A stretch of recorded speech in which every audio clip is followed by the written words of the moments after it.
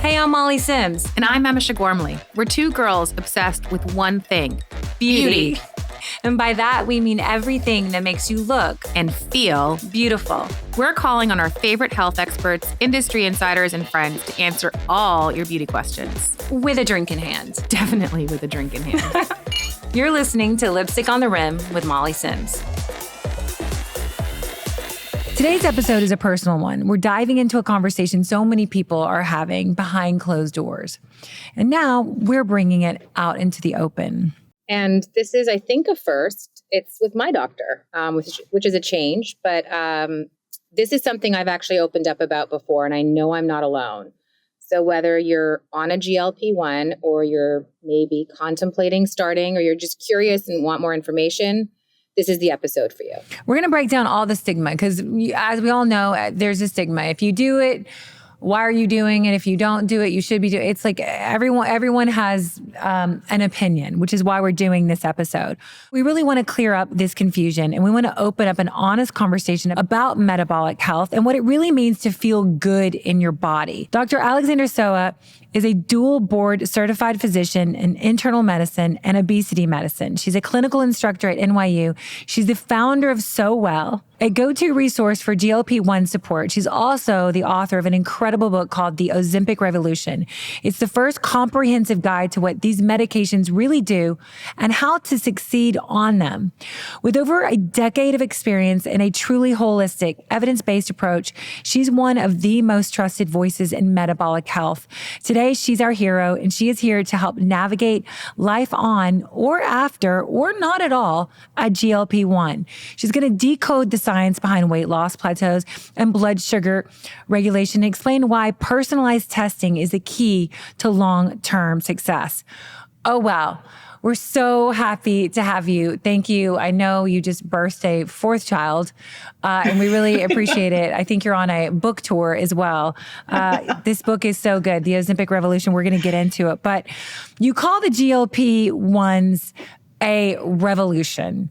Why do you believe they've changed the game in obesity? Well, first, thanks so much for having me. And that was such a kind introduction. But GLP-1 medications, they are a revolution because it's the first time that we've had a non-surgical option that levels the playing field when it comes to weight. For so long, weight has been seen as a lack of willpower, and it's something that the individual is or isn't doing. And these medications are not just an appetite suppressant. They're working on a whole body, metabolic, deep level to fix what's gone awry. And it's just brought balance to so many of my patients and to so many, out there. And it's really a revolution. I mean, honestly, I can't say it enough. It's just changed the way that we care and treat people. What are the benefits if you are deemed to need it or want it? Okay, so the benefits are wide. And because this medication works throughout the body, so it works on, I call it the three big superpowers. It works on the brain, it works on the gut, and it works on the pancreas. But we have GLP-1 receptors all over our body. It's because it's actually mimicking a hormone that we naturally produce. And so our body knows how to work with it. And because we have these receptors all over our body, we're not just seeing the benefits of weight loss. It goes far beyond that. So we see cardiac protection. We see kidney protection. We see for the first time ever, we have a medication that practically prevents 100% of progression to type 2 diabetes from prediabetes. We see decrease in 16 types of cancer. And of course, we also see all the benefits that come with profound, significant, sustained weight loss. And I think that when you ask about the revolution, it's not just that we now have something that helps people lose weight, but we have something that helps people lose weight and then keep it off. And that's the important part of weight loss. And that for health, in the title of my book, I say we're going to totally end yo-yo dieting. And that was important for me to put in because yo-yo dieting is something that actually hurts our health. So the GLP-1 medications not only help us lose it, but keep that weight off. And that's the big thing for health. You and I talk a lot about and have talked about it at length, that there are so many misnomers out there about being on a GLP-1. And I'll be honest, I have been on it now for, about a year and a half. And I never had any side effects. I really never felt ill. I never had anything that I read about in the very dramatic headlines that you see, right? You'll see really sensationalized things on the Daily Mail or the Today Show. And I really would love your take, because I always say, I think they're not going through the right channels. They're finding some random place that's going to prescribe them an off-brand peptide or something. And that's what's actually scary. And I think that's where people go wrong with it. Can you clarify that for our listeners? Because I do hear it's so easy to get now. Yeah. Well, you know what? It is. And we shouldn't gatekeep it. And I'm glad. I mean, I have been screaming about these drugs for years. Like, I have been on my soapbox and I had to convince people. And people are like, you're nuts. I'm like, no, I'm not. Like, look at the evidence. And I'm glad people are finally kind of coming around and embracing it. And I actually listened to that great podcast you guys did with the breast surgeon. And what she had been saying about treating cancer care, same thing that I feel about in the rise of these drugs, is that people are out on social media talking about it, and there's a collective community that's sharing. And I actually think it's so important. So, one, we shouldn't gatekeep. Two, yes, this is still medical treatment. And if we're going about this for the right reasons, which is what Molly said at the top, is that we want to feel well for the long term, you need to be taking a full inventory. And we're going to get there. We're going to talk about that inventory I want you to do. But when you are just using this as a quick fix and you're kind of getting it, at a med spa, and you're not looking at labs and you don't know what you're doing and people haven't titrated before, you could feel unwell. And honestly, even if you're doing all the right things, sometimes people have side effects. When you look at the population studies, there's nausea, there's diarrhea, there's constipation. These things happen by proxy of how the drugs work. And if you just know how to mitigate them, you're going to be able to handle it. It's going to be like a slow wave that comes over you. You ask for the right medication or take the right supplement, you're going to feel better. I think a lot of these headlines that you're talking about, though, like the scary Ozempic face and the Ozempic butt, I even saw one about Ozempic feet. And I was like, okay, we've crossed a bridge. Like, this is so dumb. I actually think a lot of that has to do not with how people are getting the drugs. It has to do with weight bias. And I think society is quite threatened and wants to click on the headline that makes them feel better about either not doing anything about their health or being like, I feel like I am better living in a body that's thin than the person who has to take these drugs. And I think we have to be careful about the way that we talk about GLP-1 medications and the way that we have fear mongering around us at all times. I agree. I mean, I think there's so, misinformation, as much as there's a lot more information we know now than what we knew a year ago when we really started talking about this. But how do you know if you need it? Because I think people want to do it, but they don't know how to do it. They don't know if they should do it. Like, a patient comes to you, Emisha comes to you, and how does that work? So let's start with the weight history. I always ask people kind of, how have you been in your whole life, right? We have genetics. Like, we are given a body, and I think we have to honor that body, and we should not all look the same. Some of us are going to be tall, and some of us are going to be short, and some of us are going to carry weight differently and distribute it differently. And so the goal here isn't to all be the same. But when I ask someone, like, tell me your weight history, I want to know, have you been struggling with weight since you were 5? Or is this something that just came on after you had to do IVF for 5 years to get your baby? Or did you go on a medication for depression? Or did COVID totally overturn your life and you put on weight? Or is this something that everyone in your family deals with type 2 diabetes and heart disease? I want to kind of go all the way back. I actually ask patients, tell me the first time you ever thought about your weight, because it actually can inform a lot. Now, it doesn't really matter if you've been carrying weight since age 5 or if you're carrying it just in your 30s or 40s. I also want to know what your labs look like. So we can be metabolically healthy at higher BMIs or with excess weight. And not everyone wants to lose weight or everyone needs to lose weight. But excess weight over time in the vast majority of people will lead to chronic disease. And so whether that's prediabetes, higher blood pressure, strain on the kidneys, higher rates of cancers that we know are affiliated with excess fat, adiposity, it's super powerful. If I start to see evidence on your labs that early thing markers are brewing, like You have slightly elevated liver enzymes, which means maybe some fat is hiding out in there and causing inflammation, or your insulin markers are high, which predates even our pre-diabetes marker, but it's a sign that you have early insulin resistance. Then I'll say, okay, hey, the scale is tipping in favor of us thinking about how do we get this weight off? And most people who come to me especially, but most people out in the world, if they've had extra weight on their body, they've tried to lose. So of course I'll always ask, have you tried before? And I've honestly never had a patient say, no, I've never tried. Yeah. Most people I've never tried to go on the 19 diets that I've done in the past 5 years. Exactly. And if you haven't, then maybe it's time to just, approach cleaner eating and clean up your diet and maybe walk a little bit more, right? But if you've done all of those things, like the vast majority of people have, they've done all the soul cycles, they've gone to all the classes, they've tried every diet under the sun. And if it didn't work and the weight's creeping on and you're seeing the metabolic factors, or you have a strong family history, or the weight has come on in a way that just feels so foreign to you, then it's time to talk about what are our options here. So say, like me, you're like, all right, I'm going to do this. Mm-hmm. What does that first year look like? Do you stay on it forever? Do you? That's a great question. So that's the question I actually always have with patients right up front, which is if we start this medication, there is a chance you will need to be on it forever to see continued success. So because it's a hormone that mimics something that we have in our body, but is 1,000 times stronger, it's just like treating underactive thyroid, hypothyroid condition. If we give you the hormone. I have that. I take Synthroid every day of my life. It's the first thing I do every morning. Yeah. And if you start Synthroid, there's really never a chance for you to come off because we're replacing something that's not working well in your body. And the same is true for GLP-1s. So the vast majority of people will need to stay on this.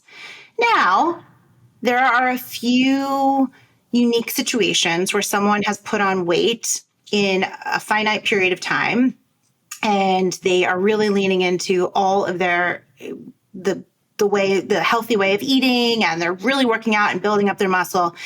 There are patients who can come off of these drugs. You have to do this holistically in order for this to equal healthy, so that you don't lose too much muscle and that you keep up your basal metabolic rate. The goal here is not to just not eat, and that's going to hurt you in the long run, even if you stay on the medication. We want you to eat. Emma knows, I'm like, did you eat enough? Yeah. I'm a weight loss doctor, and that's like my first question. I'm like, let's review a log and make sure you ate enough, right? So I want people to embrace the habits. What I find actually is that these medications for people who have struggled with their weight their whole lives, it's so freeing because they had done all the right things and it hadn't worked. And so now they're able to even focus even more on doing the right things because their brain is so free of constantly thinking about food or constantly thinking about themselves as a failure because what they're trying so hard to do, lose weight, isn't working. So then you start these medications and it's easy to meal plan. It's easy to grocery shop. It's easy to go to the gym because you're actually seeing success. Well, now, you're seeing results, so you're not getting down. Like results. I know, don't you think you eat better now? Oh, 1,000%. For me, I think what it's done is because I was able to eat what I wanted to for the majority. Not that I was never this, right? But I was always like a size 4 or 6. Like I was fine, and then it was. In my 30s, it started to creep up, and then I had babies, and it was like, oh, whoa, this is not okay. And I didn't have the discipline because I had lived 30 some odd years. No one cared if I had an extra 5 or 10 pounds on me. So I didn't have discipline. And that was the hardest thing was learning in my 40s how to actually have a balanced diet. And now I feel like what it's done is it definitely makes me think less about food. I still get hungry. The other day was like, I'm ravenous right now, but it's most of the time I don't think about food.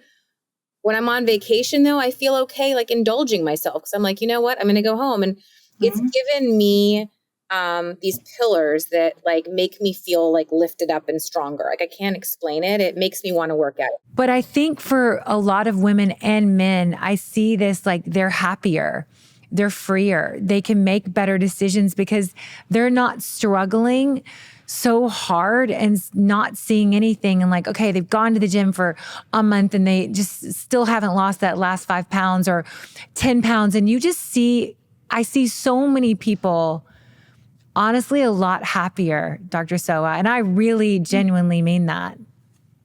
I do too. And this is why I love what I do, because I lift a burden from people. I lift all of the trauma that ever came with lining up in front of the nurse's office and getting weighed. I lift the trauma of family members telling you that why are you fatter than your sister?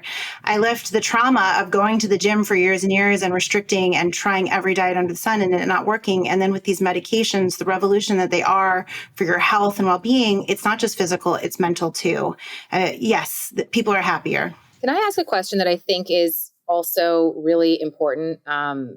Because I do know of people who are on it. It helps with addiction.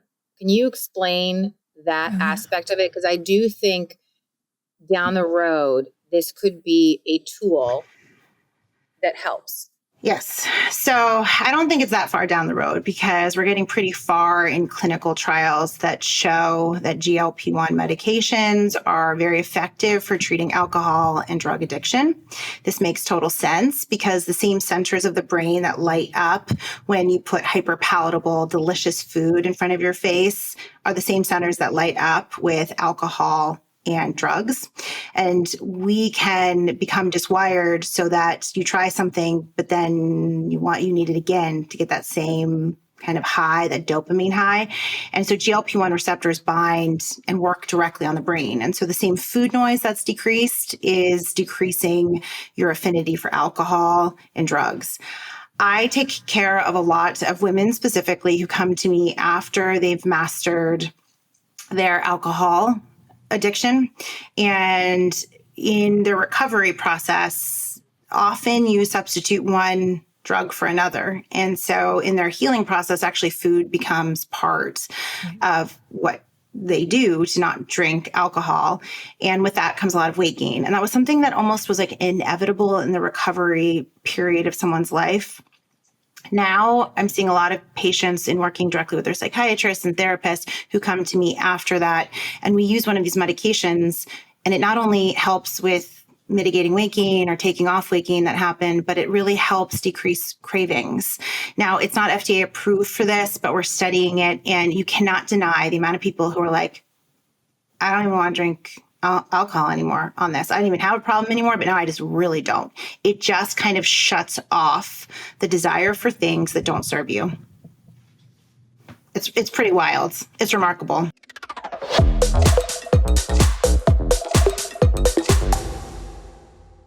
You guys already know I'm a huge fan of Symbiotica. And when I heard they launched their Sea Moss supplement, I was so curious. I've tried a Sea Moss before. Let's be honest, it was not my favorite. The texture, you have to put it in something like a smoothie. It's weird. The taste kind of gross. I could never stick with it. But Symbiotic's version, they have figured it out. First of all, it comes in these little cute liquid pouches that you can just tear open and take on the go. No scooping, no mess. And the lemon vanilla flavor, actually delicious. It's also liquid, which means it's more bioavailable, so your body absorbs it better, getting more from less without having to choke down a giant spoonful. Irish Sea Moss is packed, which is why we all love it, with over 90 trace minerals. It supports gut health, thyroid function, and skin. And they added aloe vera to calm and hydrate your gut lining.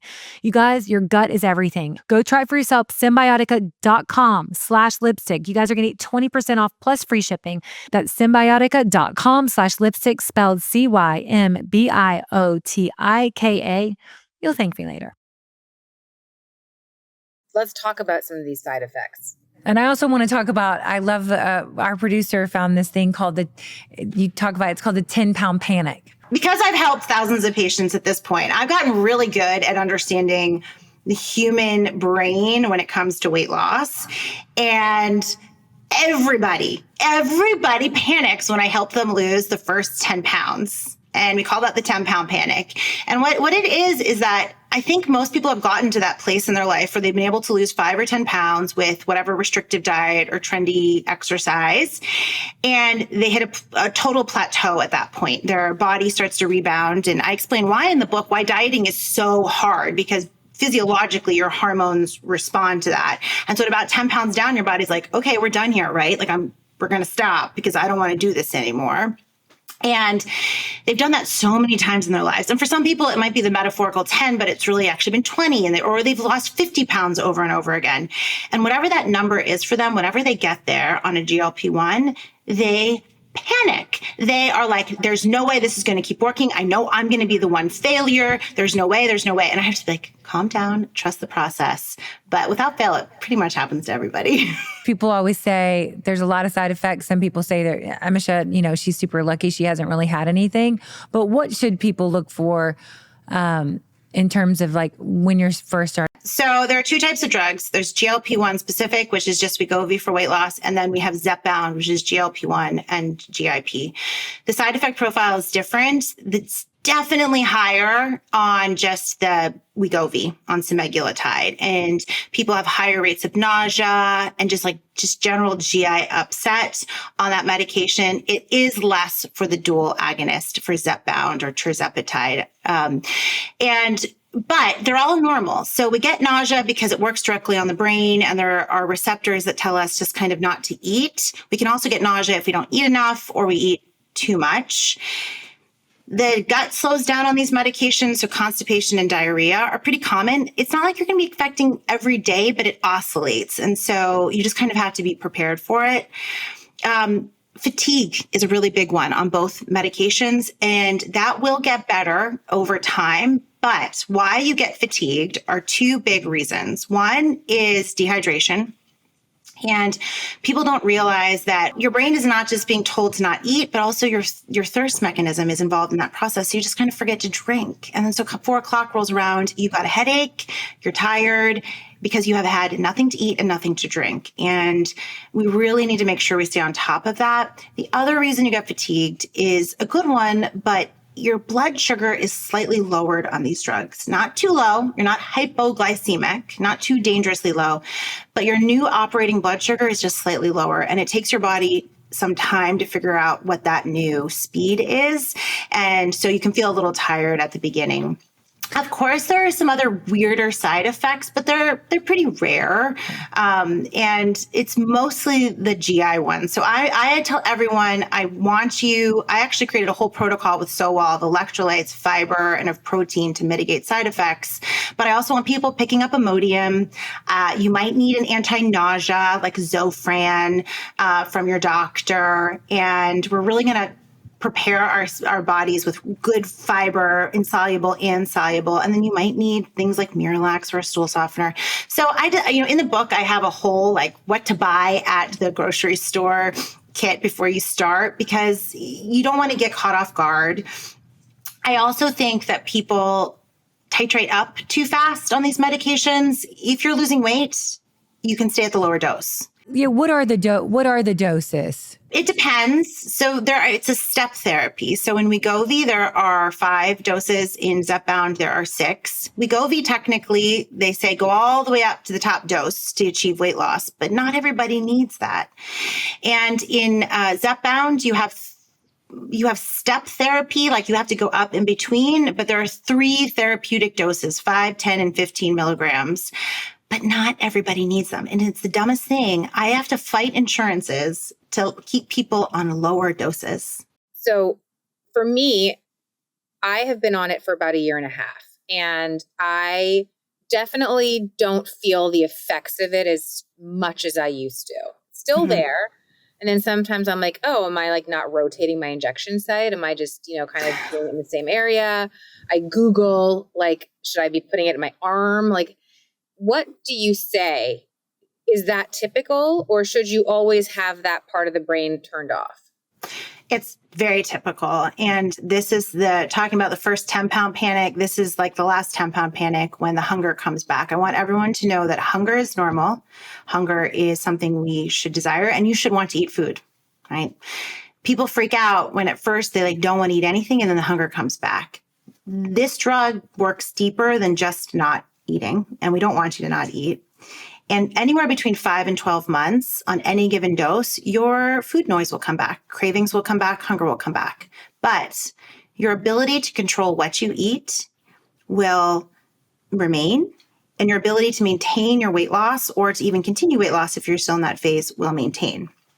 Now, if you're still in a weight loss period and you've kind of hit a total plateau on your dose and you're on a lower dose, then it's time to go up, and maybe we'll quiet the hunger again. But I have patients who hunger return between 5 and 12 months, stay on the same low dose, and have been on the medication at that lower dose or whatever dose they're on for 5 years, no problem. Your body will maintain. It's almost like the new set point. Interesting. For me, I feel like I would lose. I had a lot of weight to lose, and I'm really honest about it. Molly knows I struggled with it. And especially at the end of COVID, I had really gained an immense amount of weight.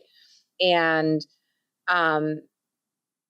for me, it was one of those things where I hit a point and I could get there. And then it was like, if I just cheated a bit, this is before I was on the medication, I would go back up to a weight that I think was at the time my set weight. Mm-hmm. And now my set weight is lower. And I mentioned to you on our last call, because we check in every 3 months, and I said, I was like, my weight kind of dropped a little bit more. Like this wasn't my goal weight. And now I'm at this number. And she was like, oh, I don't want you to lose more weight than the number you're at, because that was the number we agreed upon. And I think that your body settles. And can you explain what you had said to me at the time on this one call that we had, where you were like, you look in pictures to me like your body, you look like you lost more weight. And you said, oh, well, that happens. Your fat sort of settles in different places. Yeah. I thought that was so interesting, because I had never heard that before. Well, and also when you're doing the right work of strength training and working out, that a lot of times we don't equate like the number on the scale with necessarily how we look. And if a patient to me, I'm like, oh, you look good. You're good and healthy and strong. And we should talk about body composition, because that's a part of this piece that's really important. Your body will figure out where to put the weight, and it will just redistribute. Even if you stay at the same weight, if you are building your muscle, you will be building the muscle in the right places and melting fat in others. And especially when it comes to things like belly fat and face fat and like these places where your body can hold on to it, but then it will redistribute and you will build muscle too. So body composition is really the most important point. I can have a patient who has 30% total body fat and is at the same weight as someone who has 25% total body fat. And if you have 25% total body fat, you're going to be looking a lot leaner, right? So it's really just your body figuring out, okay, I know where to put this. I know how to make them, make my muscle. And it's all, again, we don't want to get too skinny. So I have to say that I've never had a patient who really had significant weight to lose where the weight was just life-changing. That was like, I wish I never would have done this. I hate my Ozempic face. Because the thing is, when we lose weight significantly, you have skin loss laxity, and it can be just too much. But most of my patients could care less. I mean, I just saw a patient who lost 100 pounds today, and she's like, "Yep, I got some rolls on my stomach." And I was like, "Well, you could talk to a plastic surgeon if that's something that's really bothering you for an abdominoplasty." And she's like, "Nope, don't care. Just happy to have lost 100 pounds." I was like, "Great." But when it comes to things like being too skinny, we don't want to lose weight too fast. We want to lose no more than 1% of total body weight. And it's really important that we're not just pushing our BMI down just for the sake of it. There is an ideal. We don't really achieve much going to a BMI less than 23. The majority of patients on this drug will never get to a BMI of 25, which is normal, but we don't gain a lot actually health-wise, and it can go to hurt us. So often I'll stop patients. This is it. Like we're done now. We're just going to focus on building up your muscle. And when we don't eat protein and we're not eating, that's when we also see it in our face and our body, because we're not fueling our body with collagen and the protein building blocks to help us with our elasticity and muscle. Muscle's so important, even in the face.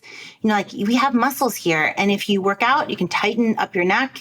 And if you just stop eating protein, you're going to see it. You're going to see it and you're going to age. Are there specific blood tests that someone would ask for? Say you're thinking about doing it. You want to go to your GP. Are there specific blood tests someone should ask for? I always tell people that I want them getting a full workup before they start these medications. I've had so many patients who start it and they don't even know where they started metabolically. They're like, I don't know. Did I have metabolic syndrome? Did I have insulin resistance? So the bare minimum basic, it's a basic metabolic panel so we can look at your kidneys. I want to look at your liver, a hepatic panel. I want to look at your lipids because your lipids can tell us a lot about your metabolic health. So that's your, LDL, HDL, triglycerides. In that fasting basic metabolic panel, I'll be looking at your blood sugar too. And I'm going to compare that with your average blood sugar marker, which is called hemoglobin A1C. And then my secret sauce favorite lab is called fasting insulin. You're probably going to have to fight your doctor to order this. It's pretty uncommon, but coupled with your fasting glucose, you can plug it into a calculator called HOMA-IR, and it's an early predictor of insulin resistance. And if you have early insulin resistance and are battling weight, GLP-1s are going to be truly life-changing for you because they're going to stop the progression of that inflammation and disease, and you're really going to see tremendous weight loss from it. I also add on things like thyroid. I want to check thyroids because, an underactive thyroid is very common. I know mine came on during pregnancy. I'm like, it's still there 12 years later, so it's probably going to stay. But I take my little Synthroid pill every day. But yeah. And we want to make sure we're not missing that, right? There are lots of reasons for weight gain, and labs are not just a starting place, but let's make sure we're not missing anything else. I also like to look at vitamins. Vitamin D, and a lot of insurance companies won't cover it, which is I hate that, but it makes people feel so much better. And it's so much better for your overall health and immunity when your vitamin D is optimal. What supplements do you recommend? Well, it depends. I treat based on numbers, so there isn't a blanket. But generally a multivitamin during your GLP-1 weight loss is nice to have. And over time, you might not need it. But I supplement B12. I supplement vitamin D, iron. I check iron studies too. I know everyone's running to get their pen and paper because a lot of doctors don't do it, but I love to see an iron store deficiency if I find it, because often so many people are so fatigued and people have been missing the fact that their body doesn't keep enough iron stores, and we need to supplement that in a specific way. And weight loss will help with all of these. Often fat is a super powerful organ. We talk about it as a nuisance, but it's super powerful, and it sucks up a lot of what our body naturally needs to have. And so often supplementation can help the weight loss process, but really it just makes us feel better in the weight loss process. I have a question because GLP-1s are in a lot of cases expensive. I get messages from people because I have been open about it that it's cost prohibitive for them. And insurance, I had a few people, I'd respond back and I'd say, oh, my insurance covers. And they're like, how did you get your insurance to cover it? So what's your advice for navigating the system in that way? And how can people actually advocate for themselves with their doctor or their insurance provider? Yes. So over on our website, we have a whole toolkit to talk to your doctor and talk to your insurance company because it's actually quite complicated. And I hate that it's so complicated. But what I want you to do is first call up your insurance company and just ask, what are my coverage for GLP-1 medications? And if you do not have type 2 diabetes, and honestly, you'd be surprised how many people miss the fact that they have it. And people are starting to be checking their labs, make sure you don't have it. Most insurance companies will cover GLP-1s for type 2 diabetes, and at 99%. Now, for weight loss is a different story. So you're going to be very specific. You're not going to ask for Ozempic or Mounjaro. Those are for type 2 diabetes.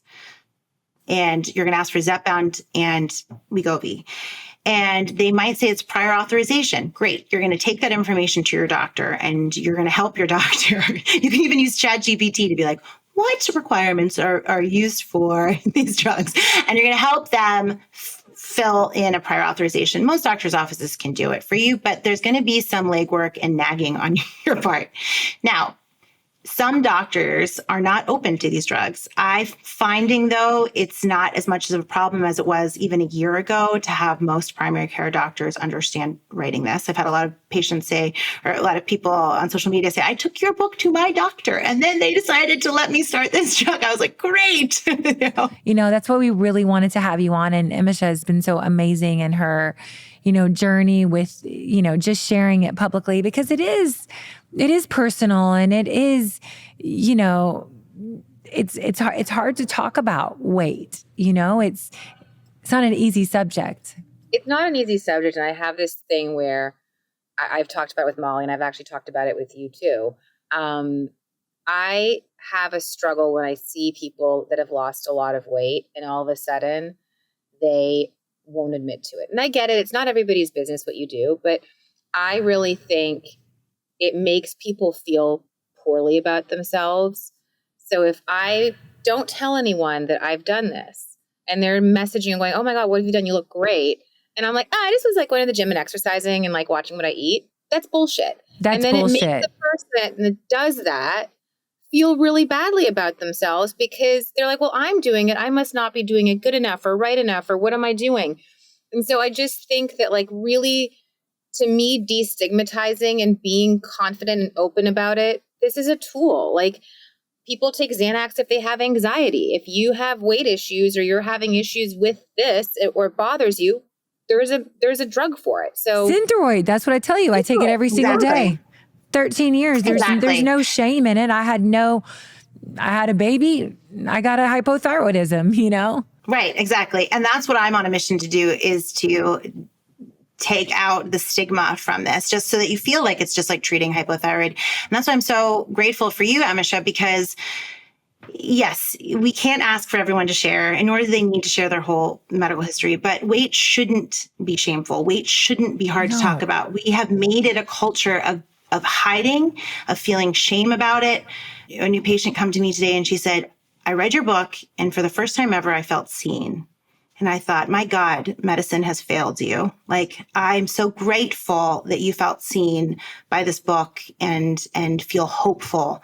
But we shouldn't have to wait, for a book to come out now. And we shouldn't have to wait for you to have some big revelation or your doctor. Like, this should be more accessible. And we should be able to just say, hey, people come in all shapes and sizes. There is a disease behind it. Obesity is not just a willpower problem. It's complicated and it is a disease, and we have something to treat it. So let's treat it.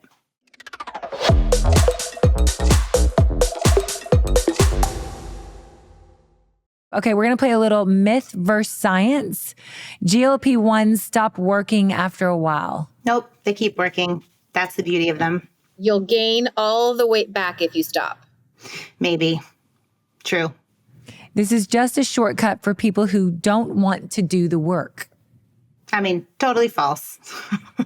Ozempic face, is it real and how do you avoid it? It can be real, but try not to lose weight too fast. No more than 1% total body weight per week. Keep up your protein intake and strength train. Ozempic permanently changes your brain chemistry. True, it does. And your taste buds. It does? It does. There's so much chatter about Ozempic babies. What's the truth when it comes to fertility and GLP-1s? Is that true? Is that false? Totally true. And you have to be careful because people become a lot more fertile as they lose weight. Oh, shit, really? Yeah.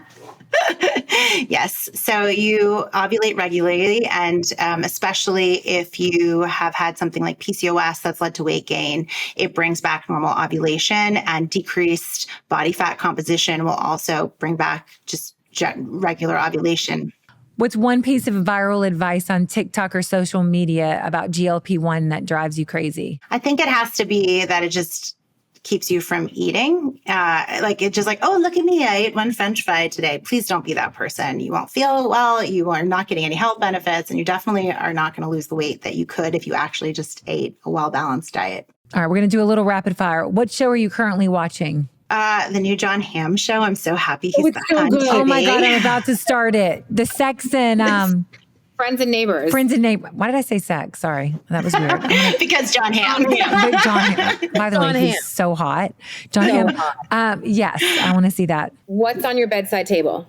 A big Stanley with my SoWell electrolytes. I'm obsessed with them. What does your ideal Sunday look like? Ideal is different than reality. I have 4 children who play a lot of sports and I still have 2 babies. So I'm right out of bed. I'm getting out of bed early. My ideal would be old school New York Times paper, a large coffee, and then reality TV that I've missed over the past 2 years. I still get delivered every Sunday, my New York Times.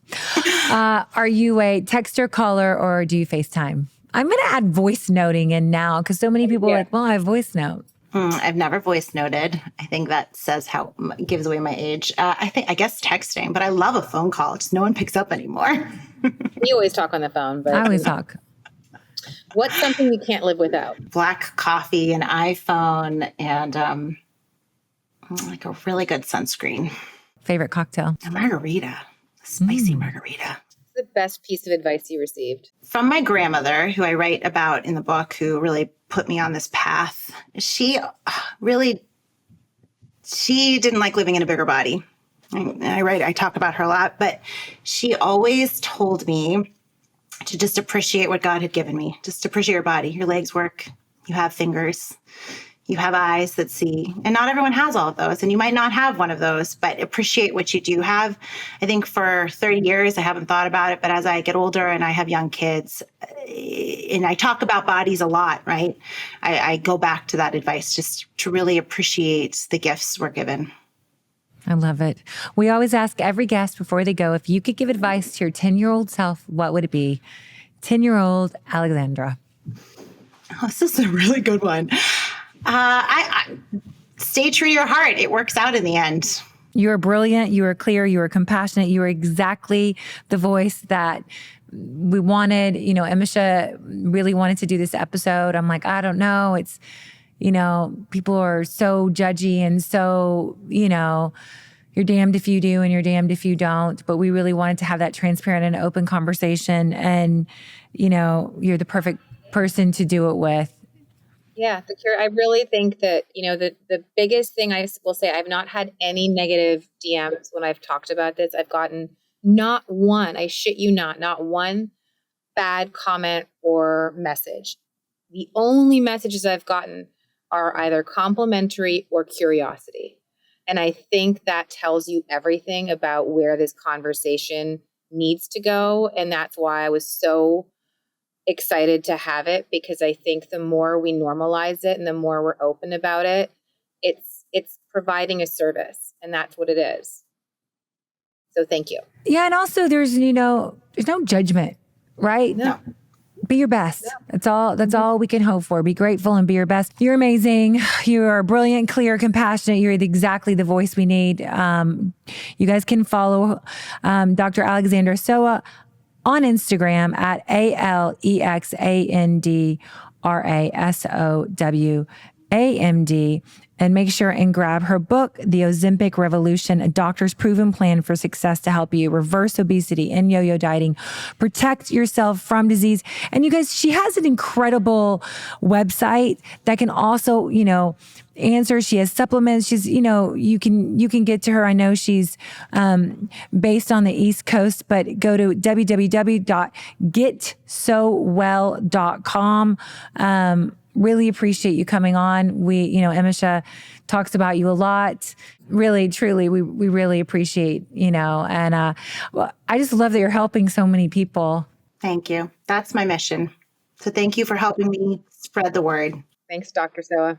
All right, Dr. Sowa, we will see you guys next week. Make sure and follow us at Lipstick on the Rim for our Instagram. Make sure and follow Emisha. She has an incredible Substack called Tell Me More. Myself it's under my name, Molly Sims, and I'm at Molly B. Sims for Instagram. We're going to do a little Ask Me Anything. We always kind of do it every other week. So let us know what you want to do, what you want to know, and Emisha can tell you how much you're going to spend. So there you go. We're excited. Dr. Sowa, thank you. I appreciate it. We'll see you guys next week. Thanks for listening to Lipstick on the Rim with Molly Sims and my ride or die, Emisha Gormley. We are so excited to bring you guys along on this journey with us. You can find us on Instagram and TikTok at Lipstick on the Rim and at Molly B. Sims. Or you can go to my blog where you can dive just a little bit deeper into my favorite products, trends, and more at mollysims.substack.com. And don't forget to check out our video episodes on my YouTube channel, Molly Sims. This podcast is a production with Sony Music. I wanted to give a special thanks to my team, Rosie Cummings, Kenna Ryan, Sophie Kevorkian, and everyone at Sony Music. Don't forget to listen and follow wherever you get your podcasts so you never miss out on the fun.